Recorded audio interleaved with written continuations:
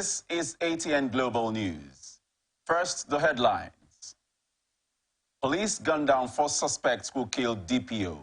Suspected gunmen kill 8 soldiers in Imo State.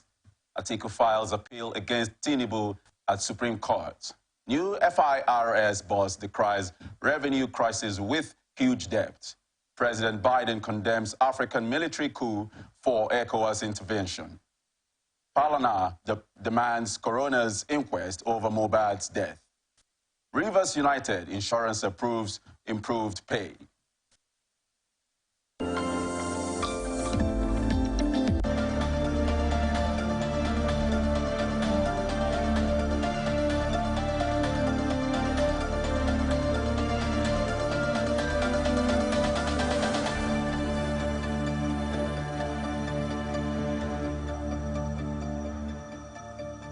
And now the rest of our stories. Rivers State Police Command says its men have killed 4 suspects linked to the murder of their other divisional police officer, Superintendent Bako Ambashim.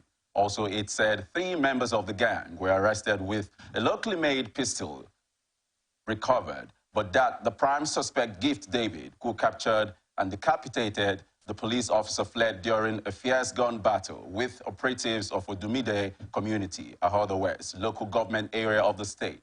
The State Commissioner of Police, Emeka Nwonyi, who disclosed this in Port Harcourt, expressed annoyance that despite the murder of SP Ambashim, the miscreants were still ready to inflict more pain on the command, saying they opened fire immediately they cited operatives who responded with superior firepower, leading to the death of 4 of them. He, however, stated that despite the grief as a result of Ambashim's gruesome murder, the operation would be sustained until the gang leader and other fleeing gang members are arrested and made to face the law.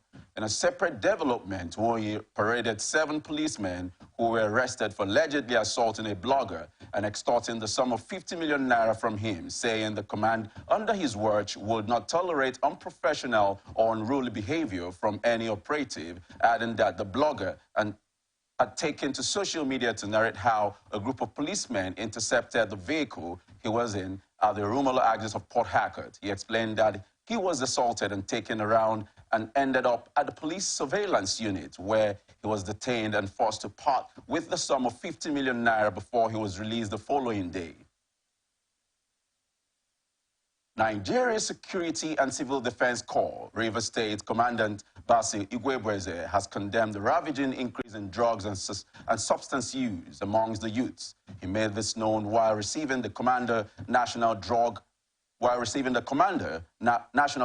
Enforcement Agency Rivers Command at the NSCDC State's headquarters in Port Harcourt. A statement signed by the Public Relations Officer, Olufemi Ayodele, said Commandant Basil noted that research has shown that most heinous crimes are committed after inducement of drugs and substance abuse, and the only way to rid a nation of criminalities and crime rate is to unanimously condemn such denigrating act beginning from the cradle to adulthood. The NSCDC commandant said some children were abused through the environment they found themselves and the negative exposure they had impacted their lives negatively, adding that the fight against the use of prohibited drugs should be collective responsibility to actualize a crime-free society. Earlier, the Rivers NDLEA commander, who led a team of senior management officers on the Katsi visit, hinted that a lot of campaign is ongoing in various communities across the state. Also affirmed that in curtailing sales and intake of illicit drugs and prohibited substances, the NDLEA has been organizing reorientation and awareness program across communities, churches, mosques, and schools, and this informed the need for NDLEA, NSCDC, and other security agencies to partner and strengthen ties in order to fight to stand still the spate of drug abuse across board. 7 suspected drug cartel members have been arrested by the Delta State Task Committee on Drug Trafficking, who raided known drug dens in Sapele local government area of the state. The raids, which were part of a major crackdown on drug trafficking in the state, were led by Pastor Amasan Mabiako, senior special advisor to the governor on security matters. It was gathered that the task committee stormed the locations following credible intelligence, while 4 men and 3 women were apprehended with various illicit drugs, including tramadol, codeine, and cannabis, worth millions of naira. Consequently, the suspects and exhibits were handed over to the NDLEA for further investigation, while Pastor Mabiako affirmed that the government had given him a mandate to eradicate drug dealers and human traffickers in the state. He praised Governor Sheriff Oborowori for constituting the committee to address the menace of drug abuse and trafficking ravaging youths in the state, and further assured the people of the committee continued raids of suspected premises holding drug abuse across all the local governments.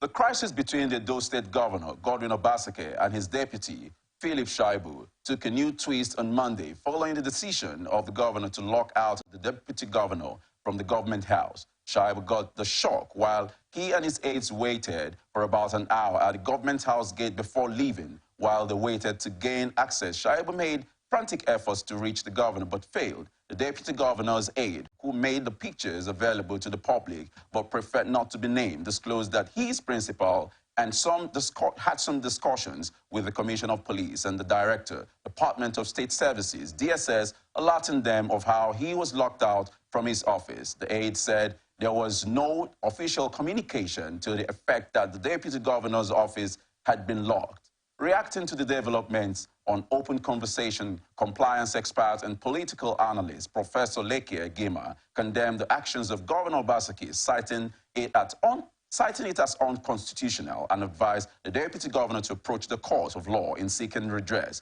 on the matter. I'm very childish. It's a shame, I dare say, that this sort of behavior is repeatedly reoccurring in Nigeria, involving governors and their deputies. And in fact, it has even happened once in the presidency where the then president, Olusegun Obasanjo, locked out Atiku.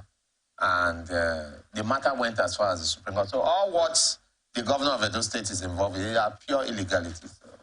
And whoever is advising, including the Attorney General of that state, should be real ministers in the temple of justice and not just pander to his wishes because they call him Your Excellency. It's illegality and he should be ashamed of himself. It's illegality. Pure illegality.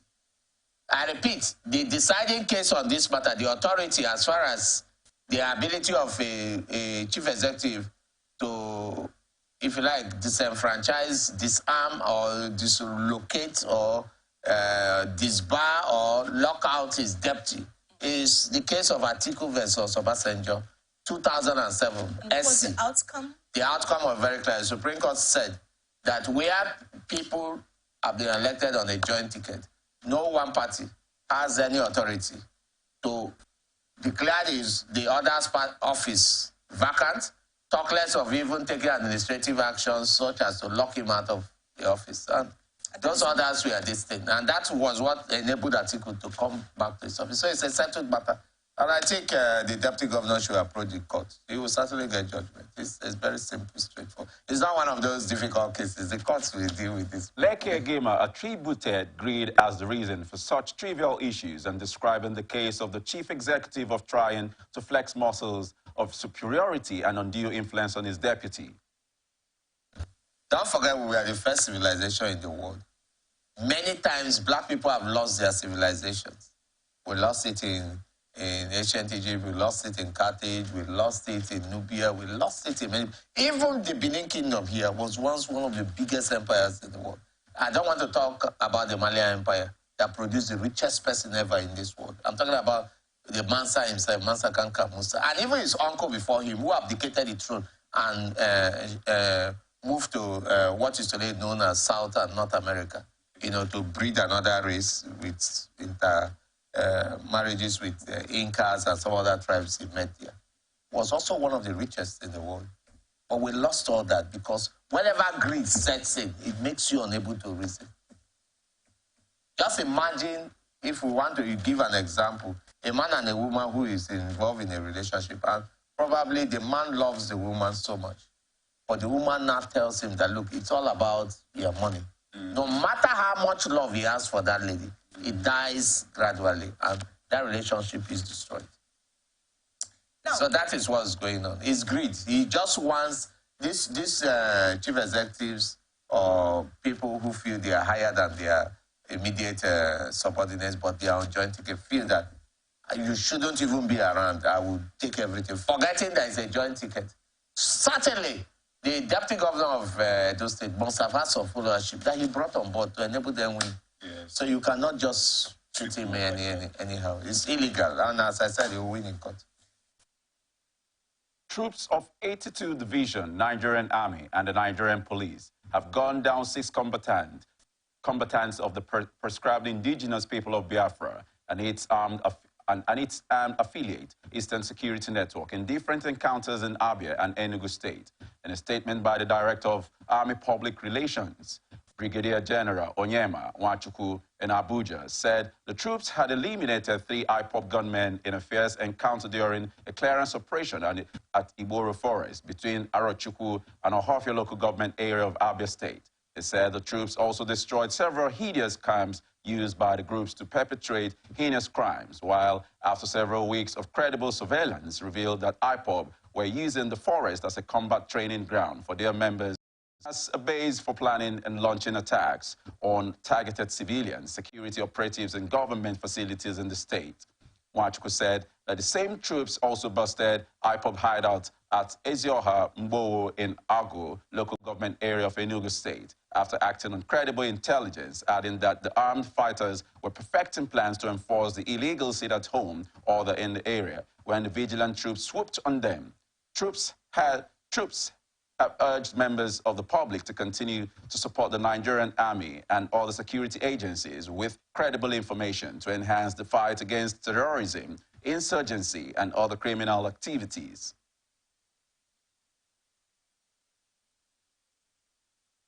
About 8 security agents comprising soldiers, policemen, and Nigeria's Security and Civil Defense Corps has been killed by gunmen in Imo State. The incident, which happened on Tuesday morning in Umualumako community, Ehime Mbano local government area of the state, has thrown the area into panic. Eyewitnesses said the Joint Security Task Force team were in 2 security trucks when they were incidentally ambushed and set ablaze by the attackers, and none of them survived as they were burnt inside their operational vehicles, while a reinforcement team had been sent to the scene of the crime with the intent to arrest the suspects and rescue the corpses of the slain security operatives. When contacted, the spokesperson for the police in the state, Henry Okoye, confirmed the development but asked for time to get the full details of the horrible incident.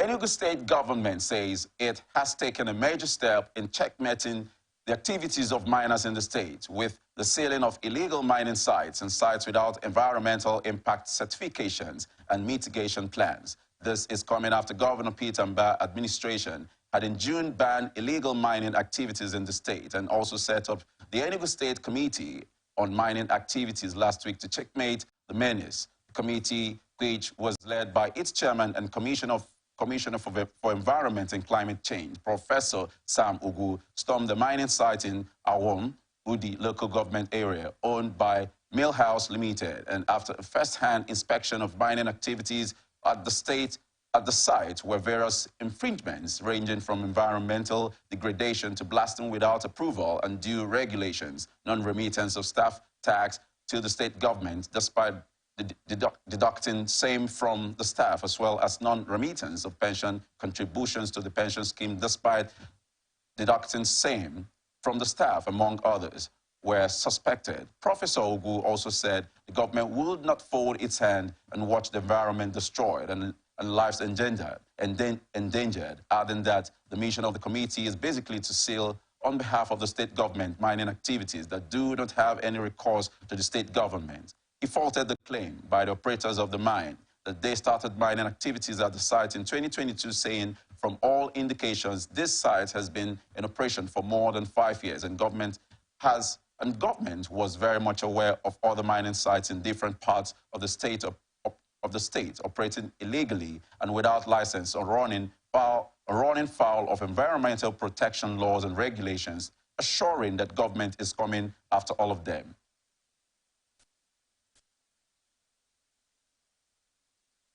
Apex Igbo Socio-Cultural Organization, Ohaneze Ndigbo, has expressed outrage over the rate of kidnapping incidents in Enugu State. This is coming after no fewer than 20 persons were abducted at different locations in the state over the weekend.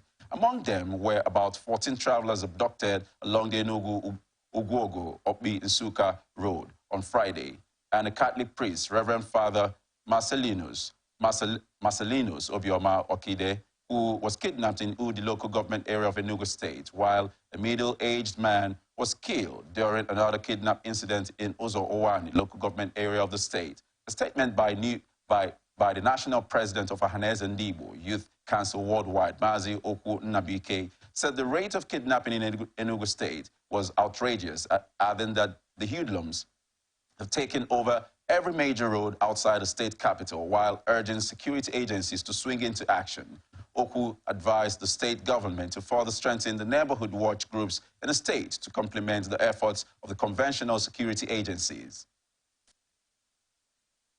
Lagos State Governor Babajide Sanwo-Olu has invited the Department of Security Services to join the police investigations of circumstances surrounding the death of singer Irioluwa Aloba, popularly known as Mohbad.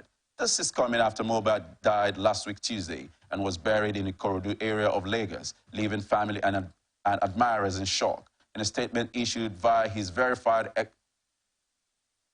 social media platform on Tuesday by his chief press secretary, Boyega Akosile, the governor said, "We have been closely working behind the scenes with relevant authorities and keenly following the ongoing investigations." He further urged those who may have vital information which could assist the investigation process to avail the investigating team with search, while the police and the DSS have promised to brief the public on their efforts periodically. Residents of Victory Bay, Ikota Housing Estate in Ajah, in Lagos State, witnessed a fire outbreak as two male adults sustained high degrees of injuries in an early morning fire outbreak. It was gathered that the fire outbreak involved a shanty-story building consisting of 4 rooms on each floor within the precinct of the estate. According to the Director, Lagos State Fire and Rescue Service, Mrs. Margaret Adese, the victims were rescued alive with varying degrees of burns with the support of communal sympathizers. The victims were attended to by the Lagos State Ambulance Service before being taken to the hospital for further treatment to bring firefighting operations to a conclusion. Aggrieved youths who gathered in the Pansek area of Abeokuta, Ogun State, are demanding justice for the late Nigerian singer Irioluwa Aloba, popularly known as Mohbad. The youths who gathered in their numbers at the skating ground arena in Abeokuta wore blacks and carried placards with inscriptions, while youths believed to be fans of Mohbad stormed Efurun Road in Delta State, bearing placards to demand justice for the late singer. These peaceful rallies are coming days after a protest was launched in Ikorodu, Lagos, in seeking justice for Mohbad. The Lagos State Police Command has vowed to probe his death, and it's inaugurated a special investigation team on Monday. Odinolu ruling house of Olorunrobi compound, Ifon Osun, in our local government area of Osun State, has charged Osun State government to respect court process and allow kingmakers to perform their statutory roles in the selection of a new Olufon to fill the vacant stool of Olufon of Ifon or Olu Kingdom. A statement issued by the Directorate of Media, Research and Documentation of Odinolu ruling house and jointly signed by the Prince Ahmed Adeyeye Olayode, Prince Wasiu Sian Bola, and Prince Suleiman Oyedotun in Oshobo, faulted a letter purportedly written to Olaojo family calling for nominations to the vacant stool. They appealed to the state government and all stakeholders in Olufon stool to ignore the purported letter written to a non-existing Laojo ruling house and the use of a court-dismissed 1988 Olufon chieftaincy declaration made by Jide Akinlaja Akinyuye, and his co-travelers, a self-acclaimed leader of Consent Princes of Orolu Kingdom. The royal family then called on the state government to borrow relief from the administration of Prince Olagunsoye Oyinlola, who stood its ground against all odds to respect the court decisions and used the 1979 chieftaincy declaration to appoint the immediate past Olufon Oba Al-Maruf Mababiola from Olumoyero ruling house. The family also called on the leadership of IPU to be wary of antics of its former national publicity secretary on his acclaimed sensitization drive on authorship matters, which is a calculated attempt to mislead, distort the rich Orolu history and create unnecessary confusion. Federal High Court in Abuja has dismissed the suit filed by Senator Adamu Bukachua seeking to stop the ICPC from investigating him over the comments he made during the valedictory session of the 9th National Assembly. Justice Iyang Ekwo in the judgment held that the suit lacked merit and ought to be dismissed, adding that Bukachua, being a lawmaker, ought to understand the implication of the statement that he made on the floor of the Senate. According to him, the legislative immunity which the plaintiff, Bukachua, claims in this case does not avail him. It is the duty of every law-abiding citizen to assist and cooperate with law enforcement agencies in their quest to carry out their statutory function, adding that it is only where a law enforcement agency breaches the fundamental rights of a citizen in the process of carrying out the statutory function, then a cause of action could be said to have arisen. This is coming after Bukachua had sued the Attorney General of the Federation, the NASS, clerk, State Security Service, ICPC, and the Nigeria Police Force as first to fifth defendants, respectively, where the plaintiff asked the court to declare that he is covered, privileged, and protected by the parliamentary immunity as enshrined in the Section 1 of the Legislative House's Powers and Privileges Act 2017, and freedom of speech and expression made thereto is privileged. He also prayed the court to declare that without exhausting the internal disciplinary mechanism, recommendations and approval of the 9th House of Senate, no other law enforcement agent of the federal government, including the defendants, can invite any member of the Senate for questioning or interview. Justice Ekwo said the utterance made by Bukachua on the floor of the debate on June 10 was not covered by Section 39, subsection 1 of the 1999 Constitution, and the provision is that every person shall be entitled to freedom of expression, including freedom to hold opinions and to receive and impart ideas and information without interference. According to the judge, the clear words of Section 39, subsection 1 of the 1999 Constitution, as amended, cannot be interpreted to mean that a person can say anything he likes while in a formal setting, like that plenary session of committee proceedings of the Senate. It is not expected a person who is privileged to voice any expression will utter words or express opinion or impart ideas or gives information that cannot be defended under the Constitution. Presidential candidate of the People's Democratic Party, Alhaji Atiku Abubakar, has lodged 35 grounds of appeal before the Supreme Court to nullify the election of President Bola Tinubu. Atiku, through his team of lawyers, led by Chief Chris Uche San, is praying the Apex Court to set aside the judgment the Court of Appeal delivered on September 6, which affirmed Tinubu of the ruling All Progressives Congress as the valid winner of the presidential election that held on February 25.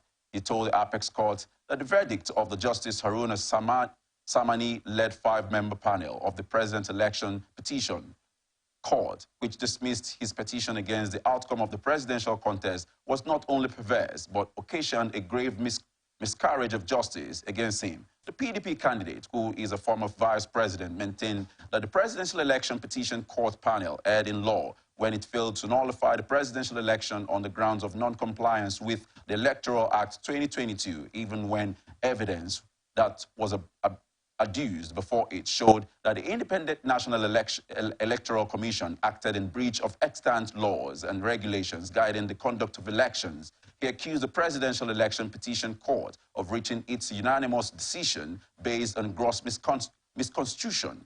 misconstruction and misrepresentation of provisions of both the 1999 Constitution as amended and the Electoral Act 2022.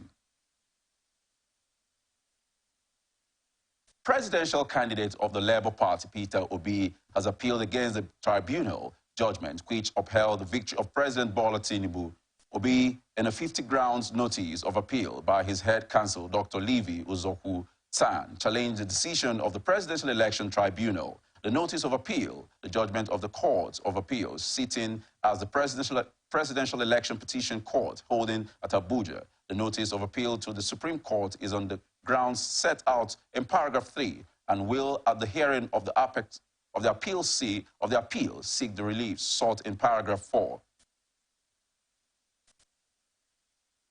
The Defense Headquarters says its non-kinetic measures aimed at restoration of peace in Katsina State is yielding results, with several bandits and other criminal elements surrendering to the authority. The Director of Defense Information, Brigadier General Toko Gasol, said this in Abuja while reacting to a video clip on social media handles where some soldiers engaged bandits somewhere in Katsina State. He said the DHQ was investigating the video to confirm its authenticity, while it is aware of the resolve of some bandits to repent and hand over their weapons to the authorities, which is yielding good results. The Chief of Defense Staff, General Christopher Musa, assures Nigerians that the armed forces of Nigeria will engage in every lawful means possible to ensure peace and stability reign in the nation, stressing that its non-kinetic measures aimed at restoration of peace are yielding results, with several bandits and other criminal elements surrendering to authority, while government at all levels are encouraged to allow bandits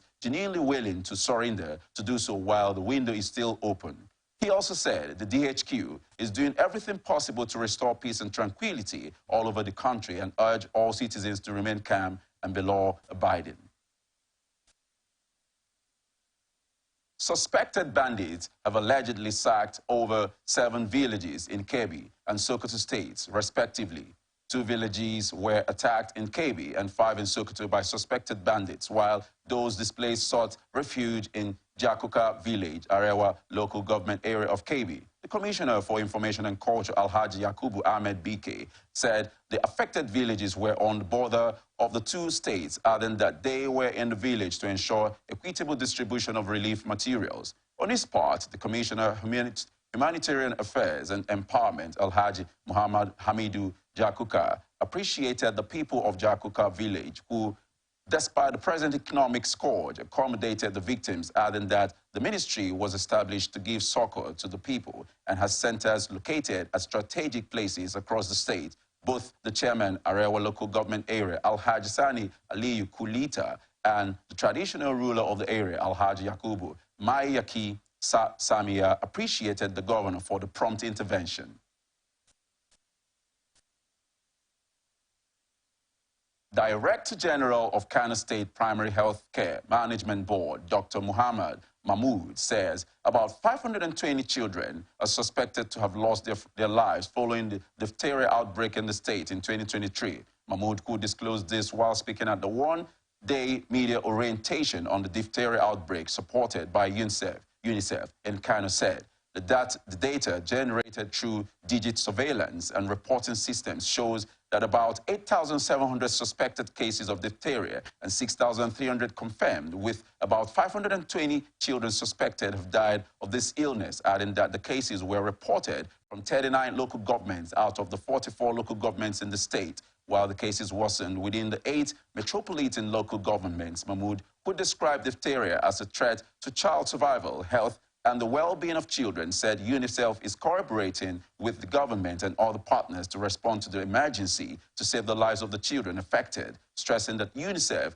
had this week delivered 1.2 million vaccines to the Kano State government in its continuing support to the government for response to the diphtheria outbreaks. In his remarks, the chief of UNICEF Field Office, Kano, Mr. Rahama R. Mohammed Farah, said about 60.8% of total suspected cases of diphtheria disease are from unimmunized children, while emphasizing the importance of routine immunization as well as the danger related to the issue of zero doses, noting that The majority of suspected victims of diphtheria are children who did not receive a single dose of vaccination against the children's killer diseases, including diphtheria.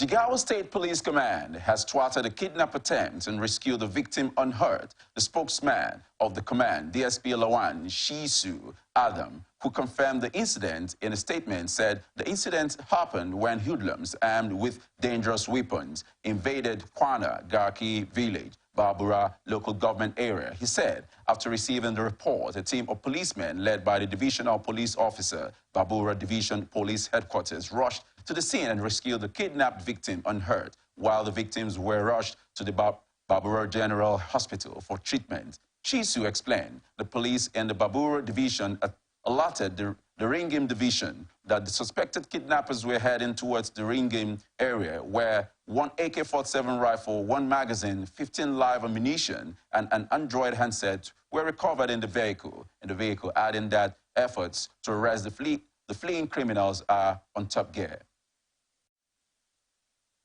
Plateau State Police Command has arrested 2 other medical doctors in connection with the alleged harvesting of vital human organs by suspected fake doctor Noah Kekere. The command's public relations officer, DSP Alabo Alfred, who disclosed this in Jers, said that the suspects alongside Kekere were currently in police custody and were being investigated. This is coming after Kekere, a suspected fake doctor, was recently arrested after he was accused of harvesting a woman's kidney during surgery, while the Plateau chapter of the Nigerian Medical Association has dissociated itself from Kekere, insisting that investigations had revealed that he was not a medical doctor. Alabo, who did not disclose the identity of the 2 suspects, added that the Commissioner of Police in the state would soon constitute a high-powered committee of medical experts to extensively investigate and examine the woman who had claimed Kekere removed one of her vital organs during the surgery. The PPRO said that the move would enable the command to ascertain if truly the vital organ of the victim was tampered with, while investigations so far had revealed that Kekere was not a trained medical doctor, as he had been parading himself and was arrested by the police after a businessman, one Alhaji Kamal, accused him of removing one of his wife's kidney during surgery in 2018. Kamal said that his wife, Kende, who had been suffering from chronic stomach pain for 5 years, was rushed to Kekere's clinic located in the Nasarawa Guam community of Jos North local government area. And Kekere carried out medical diagnosis on his wife and concluded that she had ruptured appendicitis and needed urgent surgery, which led to an operation. Nigeria Labour Congress has enlisted in its demand to beat the deadline for the planned commencement of an indefinite strike that may lead to the shutdown of the economy, despite the federal government meeting with organized labor on post-subsidy removal palliatives for workers. The parley hosted by the Minister of Labor, Simon Lalong, in Abuja, however, failed to reach a consensus, as the Nigerian Labour Congress insisted that the federal government must meet its demands ahead of the 21-day ultimatum issued in September 1 by the Congress. The union had, on September 1, handed down the 21-day ultimatum to the federal government over the delay in sharing of palliatives, saying it might be compelled to declare an indefinite labor action if its demands were not met. In furtherance of its demands, the NLC mobilized workers for a 2-day warning strike on September 5 and 6, partially grounding social and economic activities in several states, with banks, ministries, agencies, and departments closed to the public in some states. The NLC leadership had said the action was in preparation for a total shutdown of the economy, which would start at the expiration of the ultimatum on Friday this week. While among other demands, the NLC and the Trade Union Congress were asking for wage awards, implementation of palliatives, tax exemptions, and allowances to the public sector workers, and a review of the minimum wage. Though the federal government made a commitment to restructure the framework for engagement with organized labor on palliatives, the 8-week time frame set for the conclusion of the process expired in August with no action whatsoever. Students of the Obafemi Awolowo University, Ile-Ife, Osun State, have threatened to shut down activities in the institution. The threat is coming after the management of the institution announced a 300% increment in tuition fees. The public relations officer of the institution, Abiodun Olarewaju, said the increment was agreed upon after the emergency management meeting last week. The students' union government, led by its president, Abbas Akinremi Ojo, said the students would take action if the OAU management failed to revert its decision. This is coming after the student leadership had met with the management in August when they learned about plans to increase school fees and started negotiation. However, the National Association of University Students, through its chairman, Olayinka Pupula in Osogbo, has warned that universities, all the universities planning to increase fees, adding that the universities must source funds elsewhere to meet their needs. New chairman of the Military Pensions Board, AVM, Paul Irumison, has assured improved transparency and accountability at the board and to be more responsive to the needs of retirees. Irumison took over command from Rear Admiral Sabiru Lawal, whose tenure came to an end recently, promised to operate an open-door policy and urged retirees to come forward with any concerns they may have. According to him, will sustain timely payment of pension and gratuity to retirees and to consolidate on the successes made by the board in the area of infrastructure and welfare of personnel. On his part, Rear Admiral S. Lawal said the board had improved significantly since the assumed office in September 2020, while retirees could attest to the promptness with which their gratuities and pensions were paid during his tenure, and that pleasant working environment and policies had also been put in place for the improved well-being of staff. However, Lawal expressed regret that his intention of conducting an electronic verification exercise of retirees could not be actualized as a result of the challenges faced by the IT company contracted to execute and midwife the project, and implored the new chairman to follow up and ensure the exercise was conducted as planned.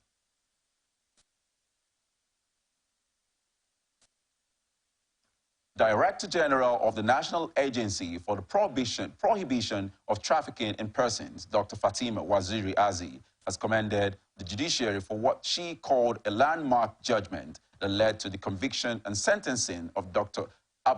Abubakar Danraka to life imprisonment for sodomy under Section 1 of the Violence Against Persons Prohibition Act of 2015.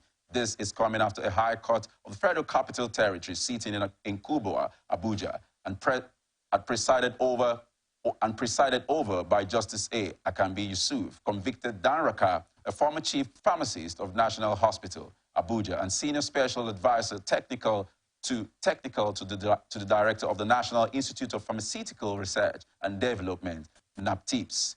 Chief Press Officer Vincent Adekoye disclosed this in a statement he signed titled FCT High Court sentences public officer and pharmacist to life imprisonment for rape, and was arrested on March 27, 2020 for defiling his neighbor, a minor who lived in the same estate in Abuja. The statement revealed that he lured the victim to his apartment and had anal intercourse with him after stupefying him with a drink, while the suspect was charged to court via a charge dated August 9, 2021, and was arraigned in April 5, 2022, where he pleaded not guilty. However, the prosecution team from NAPTIP sufficiently proved the charge beyond a reasonable doubt, which led to the September 18, 2023 judgment, adding that ruling ends 3-year controversies surrounding the high-stakes case. Reacting to the judgment, NAPTIP's Director General Waziri Azi hailed the judiciary for its doggedness in ensuring that justice is served under the VAPP Act. You are watching the Global News on Atlantic Television Network. We will be back after this break.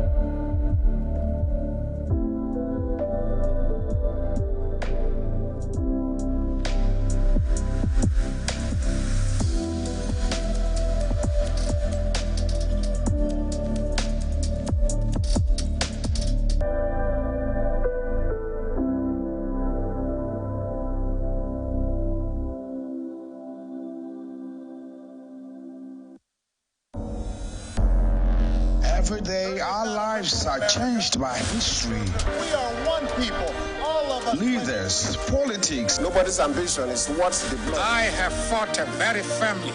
Natural occurrence, war, and the world economy. I belong to everybody, and I belong to nobody. ATN covers it all on ATN Politics today.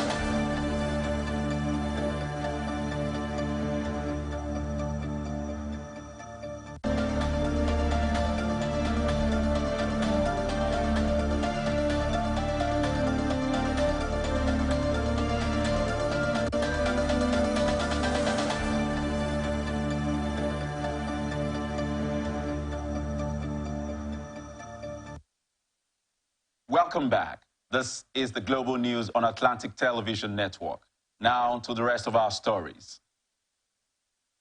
As the National Assembly plans resumption from its annual recess, the Speaker of the House of Representatives, Honorable Tajuddin Abbas, has assured to work assiduously with the media to ensure that the legislative agenda of the 10th House of Representatives is implemented to its fullest. The Speaker gave the assurance during an interactive session between the leadership of the House and the House of Representatives press corps. Abba, who noted that the importance of the media cannot be overemphasized, said quality briefing of the activities of the House will be activated and done on a quarterly basis. Trainings of staff and media will be taken seriously amongst others. The Speaker, who also spoke on the number of standing committees in the House, explained that the House increased the number of its standing committee from 109 to about 137 to increase the level of efficiency of the oversight functions of the House.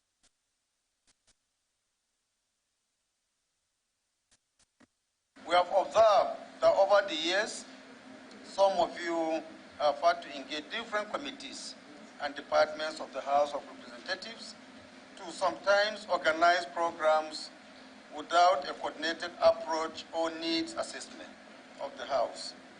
The assumption is that each development partner. The 10th Assembly has brought on board revolutionary that will not only help our efficiency in the House, but will also give an value addition to the country. One of them is the creation of a standing committee to monitor the activities of all standing committees of the House. You will agree with me, in the past, not all committees were active. You find some were active, some were not. Maybe because of one thing or the other. This time around, we want to ensure that every standing committee lives to its responsibility. It is not out of place from time to time for committees to resort to executive session so that issues that are highly confidential and sensitive should not be divulged before the completion of the investigation. Earlier, the chairman of the House of Representatives press corps, Ms. Grace Ike, who congratulated the Speaker over his victory, appealed that the working environment of the media centers requires urgent attention, while training and retraining of members of the corps is also essential. The House of Representatives Press Corps is a democracy-friendly corps that is committed to promoting good governance through objective and balanced reportage, as you may have witnessed since your adoption as the Speaker of the 10th House of Representatives, and as professional journalists, we are also conscious of national interest and have been doing our job with utmost patriotism.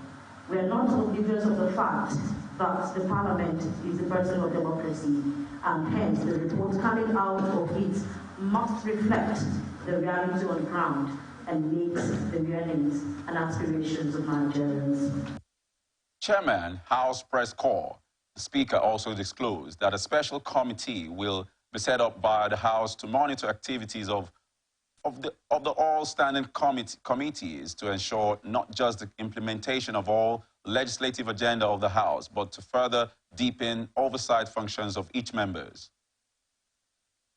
House of Representatives has disclosed plans to keep a cordial relationship and partnership with development partners on capacity building for lawmakers and the media towards the success of the 10th Legislative Assembly. Speaker of the House, Honorable Tajuddin Abbas, disclosed this during a visit by development partners, both local and foreign, to his office in Abuja.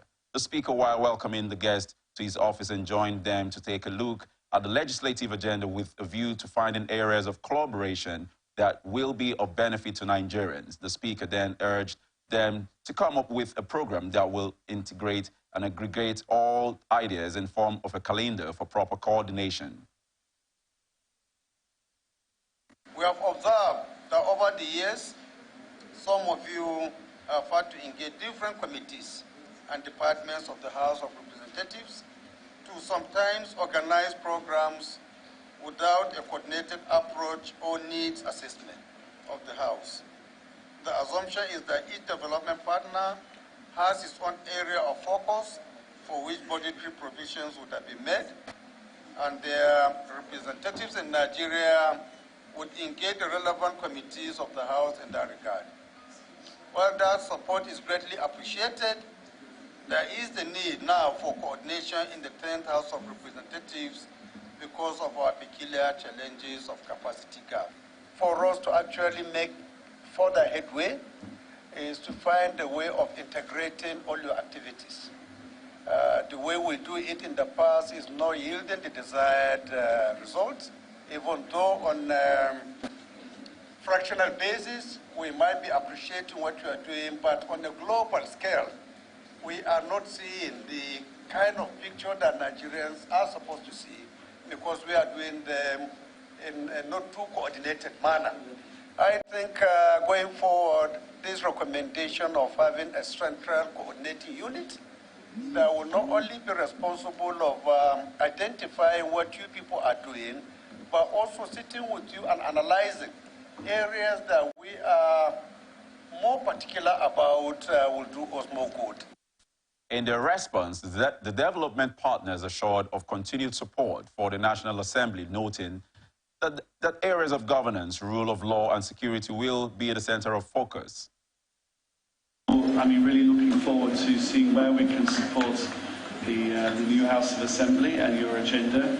I'd just like to kind of underscore as well that the creation of this program management unit is something that we really welcome. I think to be able to kind of articulate where your priorities lie and to then have a unit that is actually can maybe further expand those and also coordinate the work of the international community, I think can bring in additional stakeholders and also can really help us also to maximise efficiencies as well, so we're not duplicating and we're also very much lockstep in terms of what you want to happen. Present at the event are the Policy and Advocacy Center, Civil Society Legislative Advocacy Center, Other Paper, together with British High Governance and the United Nations Development Programme. The visit also, according to representatives of the various organizations, is to brainstorm on ways to ensure that the 10th legislative agenda, as encapsulated by the Speaker during his swearing, is achieved. We're on to business news. New chairman of the Federal Inland Revenue Service, Dr. Zag Adedeji, says the nation is in a revenue crisis and requires urgent steps to change the narrative. Adedeji, who stated This while taking over the mantle of leadership of the agency from his predecessor, Muhammad Nami, noted that about 96% of federal government revenue was spent on debt servicing last year, stressing that the situation is not sustainable. This is even as the former chairman of the revenue agency, Nami, said the FIRS generated 8.5 trillion naira in revenue into the Federation account as of mid-September, adding that one of the main reasons the government removed subsidy from petrol is inadequate revenue to run the affairs of the country, while government revenue is low amid a huge public debt, stressing that last year, 96% of government revenue went into debt servicing. He noted the FIRS will embrace efforts being made to design a tighter fiscal landscape for the country and in the process address some of the obstacles impeding effective operations of the service as the primary agency of government responsible for administration, assessment, collection, accounting, as well as enforcement of taxes and levies, as well as the need to innovate and rebuild and build our operations on foolproof technology while also evolving a hub of fresh ideas and creativity. The new tax master pledged to eliminate leakages in the system with a view to raking in all tax revenues into government coffers and stimulate voluntary compliance among taxpayers to fulfill their obligations as well as engage stakeholders and sensitize them on the need for voluntary compliance.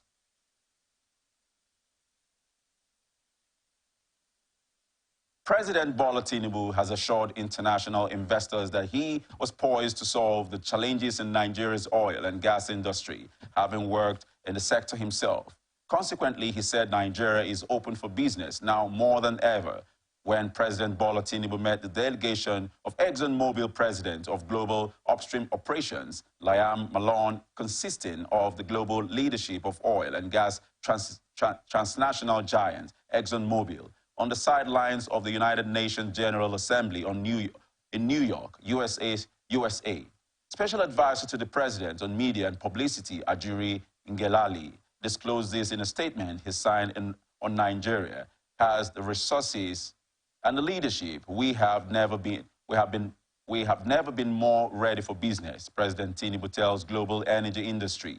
Tinubu asserted that Africa's giant is no longer settling for crumbs and leftovers on the investment agenda of the world's most prolific energy conglomerates, saying Nigeria has never been more ready for business than it is now, adding that following an illustrious private sector career as a professional accountant in the oil and gas industry, he has proven his capacity to take difficult situations as president and is best prepared to solve problems and crush all bottlenecks standing in the way of new and large-scale capital flowing into Nigeria's oil and gas industry. ExxonMobil President of Global Upstream Operations, Liam Malone, pledged new production of nearly 40,000 barrels per day in its Nigerian operations in phase one of a new investment push in Nigeria, while Malone said his commitment in his company's response to President Tinubu's commitment on behalf of Nigeria.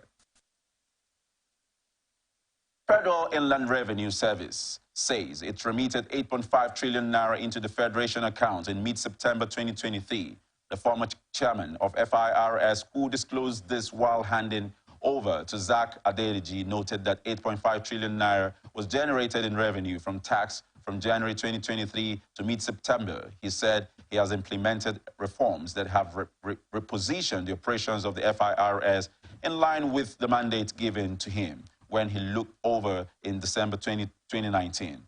Nami pointed out that the FIRS has been able to boost government revenue to the extent that over 70% of the funds shared during the monthly Federation Account Allocation Committee comes from tax collection, added that the current administration has the agenda to optimize revenue by setting up a presidential fiscal policy and tax reform committee. This is coming after President Bola Ahmed Tinubu appointed Adedeji to chair FIRS last week, while the FIRS generated over 10 trillion naira in 2022.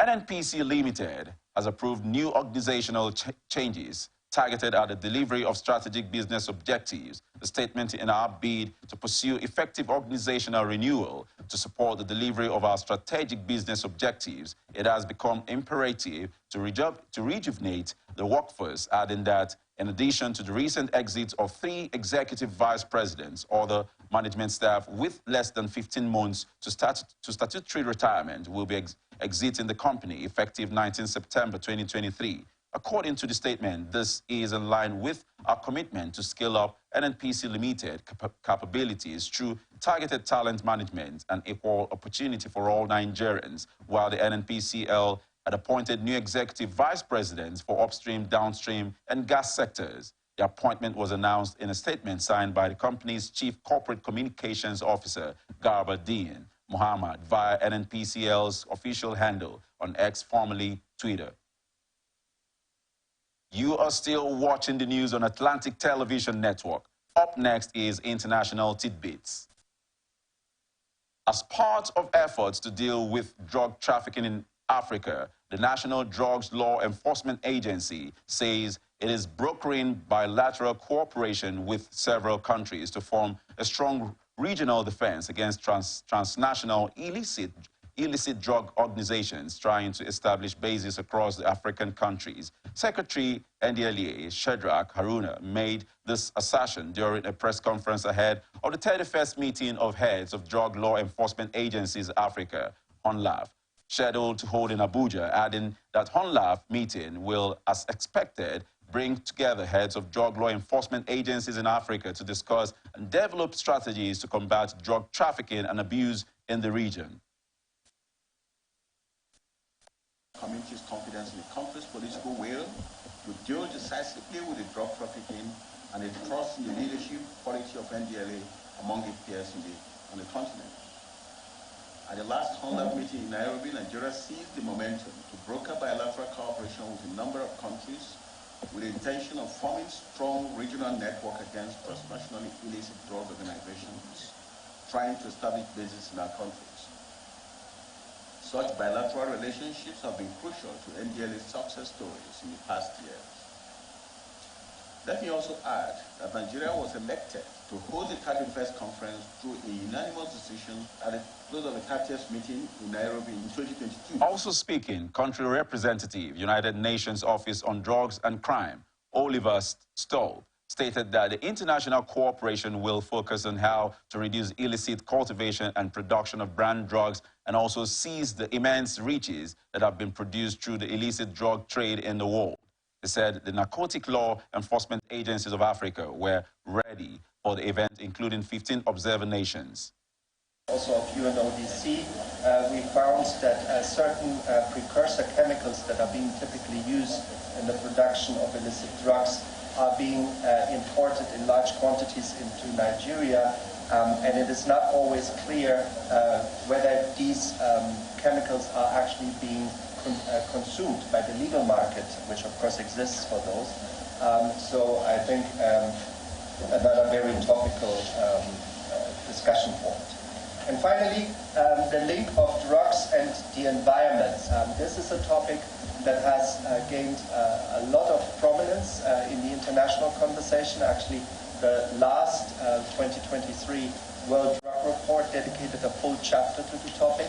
And as you might recall, when we did UNODC in partnership with all the national stakeholders, the cannabis survey about 2 years ago, we actually found that cannabis cultivation is a significant contributor to deforestation in the country.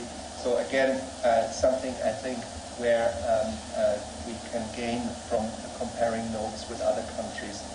President Bola Tinubu has advised that African states must first be peaceful to ensure coordinated efforts to maximize the myriad development opportunities presented to her, and pledged Nigeria's support to the African Union's effort to resolve the pockets of violence and instability in states such as Sudan, Niger, Burkina Faso, and Mali, amongst others. Tinubu disclosed this to his Comoran counterpart, also serving as chairperson of the African Union, Azali Assoumani, when Both leaders conferred on the sidelines of the United Nations General Assembly in New York, USA. Special Advisor to the President on Media and Publicity, Ajuri Ngalale, disclosed this in a statement he signed titled President Tinubu to African Union.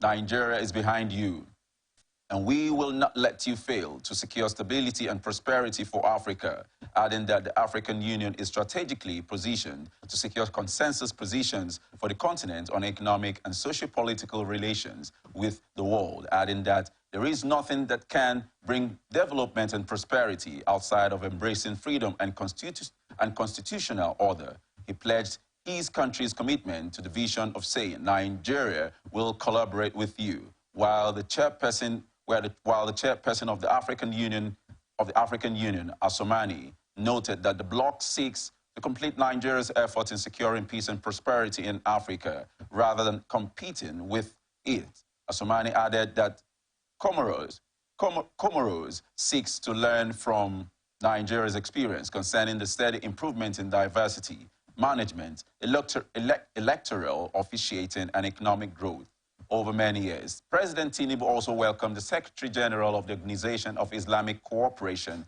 Hussein Taha, while reiterating that the Islamic world has a strategic role to play in the sustenance of peace and development of Africa and across the globe. President Bola Ahmed Tinubu has endorsed his economic development and diplomatic drive for investment attraction with South Africa on the sidelines of the ongoing 78th United Nations General Assembly in New York. Special Advisor to the President on Media and Publicity, Ajuri Ngalale, who disclosed this. Tinubu had a bilateral discussion with South African President Cyril Ramaphosa ahead of the United Nations General Assembly in New York City. He said, Tinubu asserted that Africa must have a consensus view that the hundreds of billions of dollars spent through international development finance institutions over the years must meet the specific needs of developing democracies in Africa, even if it is done with exclusive regard for their enlightened self-interest, adding that Africa's democracy cannot strive with the people's poverty of knowledge and starvation. The South African president agreed that the two countries have much more wealth to create together in a close and intentional partnership with each nation, leveraging each other's strengths, and emphasized that history has proven that Nigeria and South Africa can move the world on matters of mutual concern when the two nations cooperate on the same wavelength. This is coming after President Tinubu departed Nigeria on Sunday for New York for the 78th United Nations General Assembly.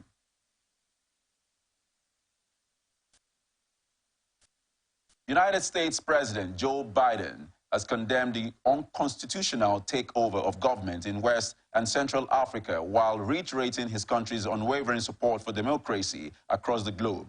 Delivering his remarks before the 78th United Nations General Assembly, Biden expressed support for the actions taken by the African Union and Economic Community of West African states to pressurize the military junta in Niger Republic to restore constitutional order and reinstate the ousted president. Niger's ousted president, Mohamed Bazoum, was removed by a military junta on July 26, 2023 in a coup that has been roundly condemned by the United Nations, US, United Kingdom, African Union, ECOWAS, and France, among other key international stakeholders, while ECOWAS had ordered a standby army to prepare to use force to restore democracy in Niger after several failed talks with the junta.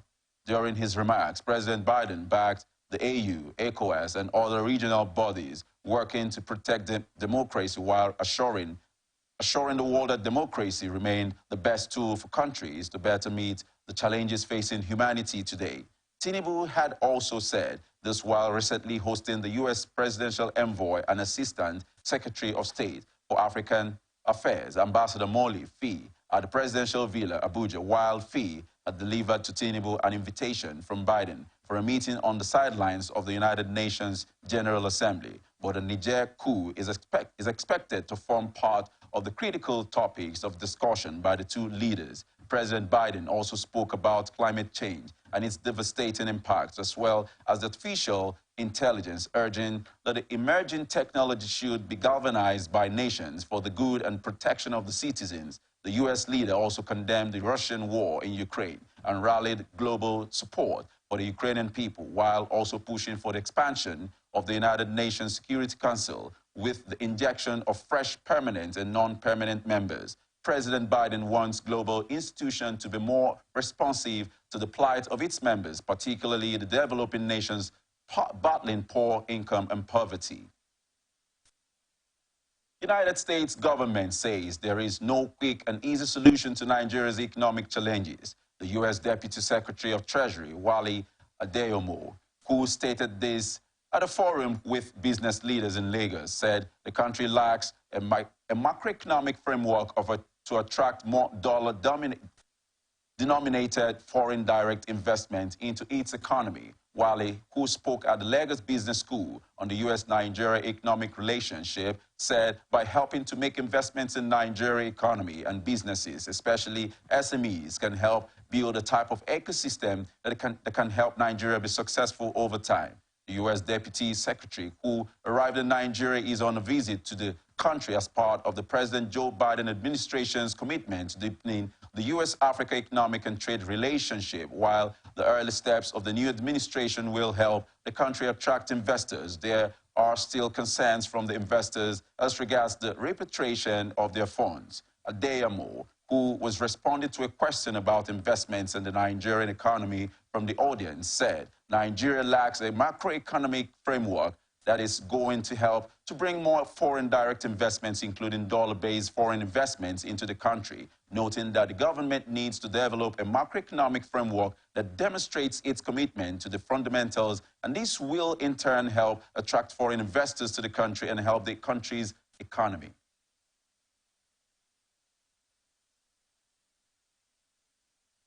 World Health Organization has released its first ever report on the devastating global impact of high blood pressure, along with recommendations on the ways to win the race against the disease. The report showed approximately 4 out of every 5 people with hypertension are not adequately treated, adding that if countries could scale up coverage, 76 million deaths could be averted between 2023 and 2050. According to the report, hypertension affects 1 in 3 adults worldwide, as the deadly condition leads to stroke, heart attack, heart failure, kidney damage, and many other health problems, stressing that the number of people living with hypertension doubled between 1990 and 2019, from 650 million to 1.3 billion, while nearly half of the people with hypertension globally are currently unaware of their condition, and more than 3/4 of adults with hypertension live in low